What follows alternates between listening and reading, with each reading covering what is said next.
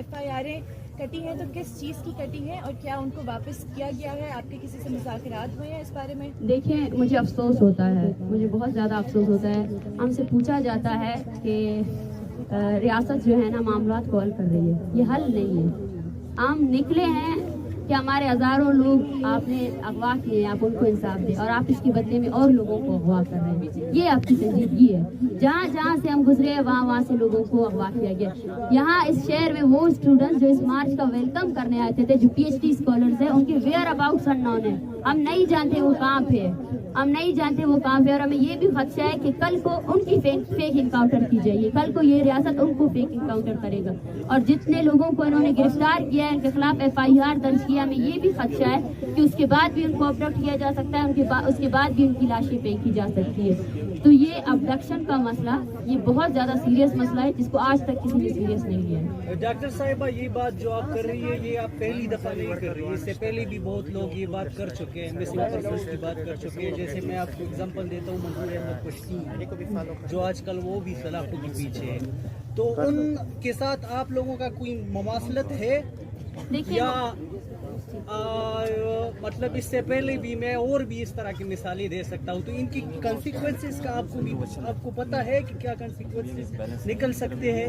دیکھیے کانسیکوینسز ہم نے سب سے پہلے برداشت کیے. کانسیکوینسز کو جتنا بلوچستان نے جیلا ہے اتنا کسی نے نہیں جیلا ہے. اور ہم تمام جو مظلوموں کی تحریکیں ہیں ان کو، ان کی سولیڈیرٹی کو ایکسیپٹ کرتے ہیں. منظور پشتین کو صرف اور صرف اس لیے اس کی موومنٹ کو کرش کیا جا رہا ہے کیونکہ وہ کلیئرٹی کے ساتھ بات کر رہا ہے. وہ اس جینون ایشوز کو ہائلائٹ کر رہا ہے، جو جینون ایشوز جو ہے نا ہمارے ایوانوں میں ہائلائٹ نہیں ہوتے ہیں. ہمارے ایوانوں میں جو ہے نا صرف اور صرف ایک دوسرے کی ٹانگ کھینچائی ہوتی ہے. اسٹوری ٹو سے اقتدار کی بھوک میں جو ہے نا وہ باتیں ڈسکشنز ہوتی ہے. جہاں پہ آپ کو پروگرام ڈسکشن کرنے چاہیے تھے، جہاں آپ کو انصاف اور عدل دینا چاہیے تھا، وہاں پہ جو ہے نا اقتدار کی بھوک میں سب ہو جاتے ہیں. لیکن یہ وہ تحریکیں ہیں منظور پشتین کے ساتھ ساتھ جتنے بھی تحریکیں ہیں وہ مظلوم عوام کی تحریکیں ہیں.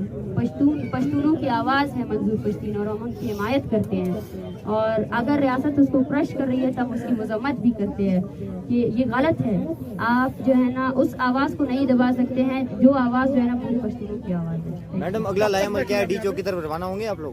جی نہیں، ہم پرامن طریقے سے ہم نے 3 دن کا الٹیمیٹم دیا ہے اسٹیٹ کو کہ جتنے اسٹوڈنٹس یہاں سے جو ہے نا گمشدہ ہوئے ہیں، جتنے اسٹوڈنٹس کے خلاف FIR ہوئے ہیں، اور جہاں جہاں سے ہماری مارچ گزری ہے وہاں ان لوگوں پر FIR کیے گئے. کھولو میں FIR ہوئے، ڈیرہ غازی خان میں ہوئے ہیں، کوئٹہ میں ہوئے. وہ سارے FIRs واپس لیے جائیں، اسٹوڈنٹس کو رہا کیا جائے.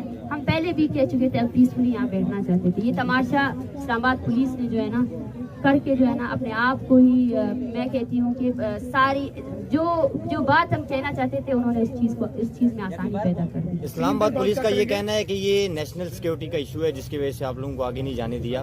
کیا سمجھتی ہیں اگر آپ لوگ نیشنل سیکیورٹی؟ آپ ہمیں یہ بتائیں، اسلام آباد پولیس کو یہ بتائیں. میں اسٹیٹ سے پوچھتی ہوں، جب آپ کے اسٹیٹ کے اندر کوئی بلوچ، کوئی پشتون، کوئی سندھی، اس کی زندگی سیکیور نہیں ہے تو کون سا نیشنل سیکیورٹی؟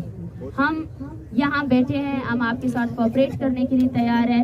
کیا اس شہر میں ہمیں پروٹیسٹ کرنے کی اجازت نہیں ہے؟ اور ہم سے یہ کہا جا رہا ہے کہ نیشنل سیکیورٹی. یہاں پہ سیاسی پارٹیوں نے 10 دن تک دھرنے دیے ہیں، اس شہر کو پورا جام کیا ہے. اس وقت آپ کو نیشنل سیکیورٹی کی یاد نہیں آئی؟ ان ماؤں اور بچوں کی وجہ سے آپ کو نیشنل سیکیورٹی کی یاد آتی ہے. یہ کیا کریں گے؟ یہ ہل نہیں سکتے، اپنی جگہ میں پڑے ہیں. اتنی سردی ہے، یہ لوگ بھی ابھی بھی یہ لوگ ہمیں بول رہے تھے کہ ہم رات کو بھی واپس نہیں جائیں گے. ہم یہاں بیٹھے ہیں. نیشنل سیکیورٹی کو یہ خدشہ تھا، اسلام آباد پولیس کو نہیں، ریاست کو یہ خدشہ تھا کہ اگر وہ یہاں آئیں گے تو میڈیا آئے گی، انہوں نے جو جبر کیے، جو تمام وائلیشنز انہوں نے کیے وہ ان کے سامنے آئیں گے. کیونکہ بلوچستان ایک نو گو ایریا ہے. آپ جتنے بھی یہاں پہ کیمرے ہے نا، وہاں پہ کوئی ایسا نہیں ہے. کوئٹہ کے دارالحکومت میں ہم پریس کانفرنسز کرتے ہیں، ہمیں سننے والا کوئی نہیں ہوتا ہے. آپ ہی کی میڈیا چینل جتنے آتے ہیں وہ سامنے کھڑے ہوتے ہیں اور وہ ریکارڈ بھی نہیں کرتے ہیں. آن دا اسپاٹ میں بول رہی ہوں، وہ ریکارڈ بھی نہیں کرتے. اس وجہ سے ان کو پتا ہے کہ وہ چلا ہی نہیں جا سکتی. بلوچستان کی میں جتنی جدوجہد ہے، وہ تحریک آگے بڑھی ہے تو وہاں پہ صرف سوشل میڈیا کے استعمال سے ہوئی ہے. یہاں ہمیں نہ لانے کا سب سے بڑا خدشہ یہ تھا کہ ان کو پتا تھا کہ جو ریاستی جبر ہے وہ یہاں آیا ہوں گے اگر یہ مارچیں آئے گی. کیونکہ ہم हम किसी सियासी एजेंडे के तहत नहीं आए हैं। हमारी जो तहरीक है वो लापता अफराद के खानदानों के साथ मुंसलिक है। हम कत्ल व गारत के खिलाफ निकले और हम जो बात कर रहे हैं हम आपके साथ लॉजिक के साथ बैठेंगे, दलाइल के साथ बैठेंगे। आप जो सबूत मांगेंगे सबूत देने के लिए तैयार है। आपकी अदालतों में इनके प्यारों की केसेस वो सबूत है। वो बेचारे आपकी अदालतों की एक पेशी के लिए तड़पते हुए आते हैं, किराए नहीं होते उनके लिए, आपके जज के सामने पेश होते हैं और इस उम्मीद से पेश होते हैं कि आप उनके प्यारों को लाएंगे। और जज जो है ना वो एयरिंग भी नहीं करता है, सिर्फ तारीख पे तारीख देते हैं। इनका सबूत जो है ना आपकी उन्हीं अदालतों में मौजूद इनकी इतनी बड़ी बड़ी फाइलें हैं जिन पर एयरिंग्स हुई है, लेकिन आप लोगों में से आपके बेख्तियार अदालतों ने उन लोगों को आज तक प्रोड्यूस नहीं किया। या हमारे पीछे जो है ना मेरगुल मरी का खानदान मौजूद है, उसका प्रोडक्शन ऑर्डर जारी किया गया है। प्रोडक्शन ऑर्डर जारी करने के बाद भी इस रियासत ने जो है ना उस बंदे को अभी तक रिलीज नहीं कर सके।